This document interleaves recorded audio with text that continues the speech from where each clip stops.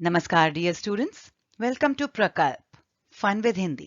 Dear children, आइए वाचन करें is a series started with the intention of helping you read Hindi lessons the correct way.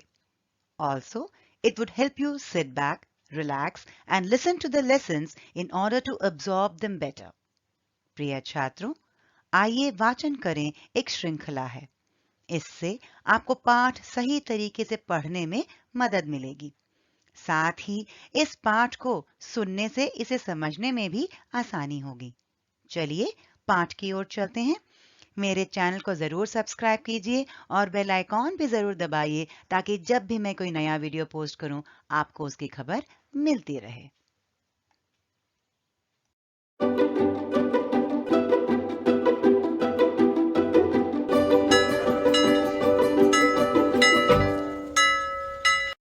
आज हम कक्षा 9वीं के पाठ का वाचन करेंगे. पाठ है मेरी ममतामयी माँ और इसके लेखक हैं डॉक्टर एपीजे अब्दुल कलाम. द्वितीय विश्व युद्ध के दौरान हमारा परिवार कठिनाइयों के बीच से गुजर रहा था. मैं उस समय 10 साल का था और युद्ध रामेश्वरम में हमारे दरवाजे तक प्रायः पहुंच चुका था. सभी वस्तुओं की किल्लत हो गई थी. हमारा परिवार एक विशाल संयुक्त परिवार था जिसमें मेरे पिता एवं चाचाओं के परिवारजन एक साथ रहते थे. इस विशाल कुनबे को मेरी दादी और माँ मिलकर संभालती थीं. घर में कभी-कभी 3-3 पालनों पर बच्चे झूलते रहते थे. खुशी और गम का आना जाना लगा रहता था. मैं अपने शिक्षक श्री स्वामियार के पास गणित पढ़ने जाने के लिए प्रायः 4 बजे जग जाता था.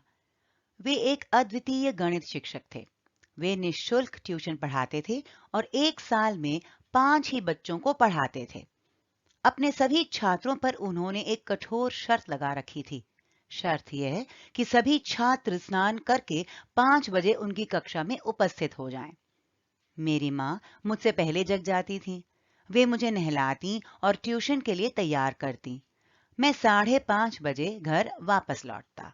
उस समय नमाज अदा करने तथा अरबी स्कूल में कुरान शरीफ सीखने के लिए मुझे ले जाने को पिता मेरी प्रतीक्षा कर रहे होते.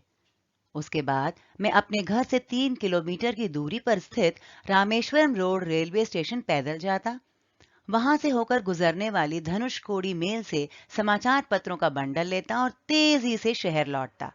शहर में सबसे पहले मैं ही लोगों तक समाचार पत्र पहुंचाता था. यह जिम्मेदारी निभाने के बाद मैं 8 बजे तक घर वापस आ जाता. उस समय मेरी माँ मुझे सामान्य नाश्ता देती जो मेरे अन्य भाई बहनों को दिए जाने वाले नाश्ते की तुलना में कुछ विशेष होता क्योंकि मैं पढ़ाई और कमाई एक साथ करता था. स्कूल की छुट्टी के बाद शाम को मैं फिर ग्राहकों से बकाया राशि की वसूली के लिए निकल पड़ता. उन दिनों की एक घटना मुझे अभी भी याद है. हम सभी भाई बहन साथ बैठकर खाना खा रहे थे और माँ मुझे रोटी देती जा रही थी. चूंकि हम भात खाने वाले लोग हैं इसलिए चावल तो खुले बाजार में उपलब्ध था किंतु गेहूं पर राशनिंग थी. जब मैं खाना खा चुका तो मेरे बड़े भाई ने मुझे एकांत में बुलाकर डांटा. कलाम, जानते हो क्या हुआ?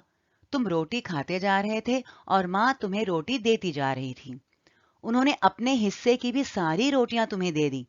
अभी घर की परिस्थिति ठीक नहीं है. एक जिम्मेदार बेटा बनो और अपनी माँ को भूखों मत मारो. उस दिन पहली बार मुझे सिहरन की अनुभूति हुई. मैं अपने आप को रोक नहीं सका. दौड़कर अपनी माँ के पास गया और भावावेश में उनसे लिपट गया. मैं अब भी पूनम की रात में अपनी माँ को याद करता हूँ.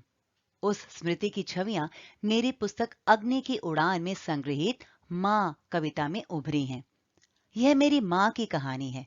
वे 93 साल की उम्र तक जीवित रहीं. वे एक स्नेहशील, दयालु और धार्मिक प्रवृत्ति की महिला थीं. मेरी माँ रोज 5 बार नमाज अदा करती थी. मैंने जब भी उन्हें नमाज अदा करते हुए देखा तब मैं प्रेरित हुआ और मैंने अपने अंदर परिवर्तन महसूस किया. नारी ईश्वर की सुंदर रचना है. मैं 2 महान महिलाओं की स्मृति से सदैव प्रेरित एवं उत्साहित होता रहा हूँ. इनमें से एक मेरी माँ है तथा दूसरी भारत रत्न एम.एस. सुब्बलक्ष्मी. प्रिय छात्रों, आशा है आपको मेरे साथ वाचन करके अच्छा लगा होगा. जल्दी ही अगला पाठ लेकर आऊंगी। तब तक के लिए नमस्कार।